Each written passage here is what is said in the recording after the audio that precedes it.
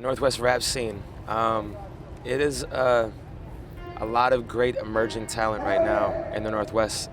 And what's cool about it is that it's an area that isn't really known for having a predominant rap scene or hip hop scene. And it's really flourishing right now. There's a lot of amazing artists and crazy crowd support.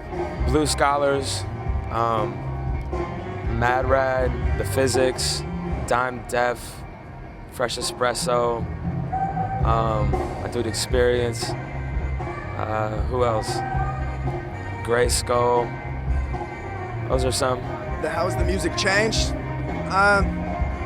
What I think is exciting is what we came out with in terms of our collaboration was the Versus EP, and the whole concept of that was sampling fairly recent, relevant indie rock type of groups at the time.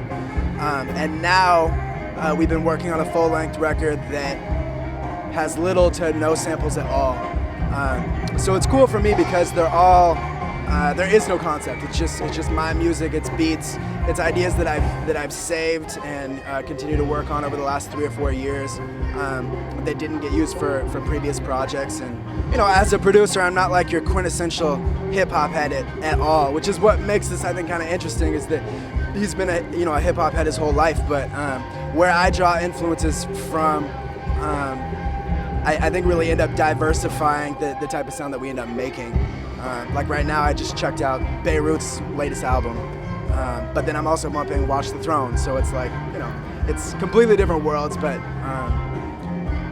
it all inspires me for sure. I mean, I don't think of myself as necessarily like a political rapper, but I definitely am inspired by trying to take different perspectives and shift them into something that is relatable to an audience. So I can't necessarily myself as Ben Haggerty or as Macklemore speak as from a Republican point of view, but I can, take on a character and act as though I am embodying that character.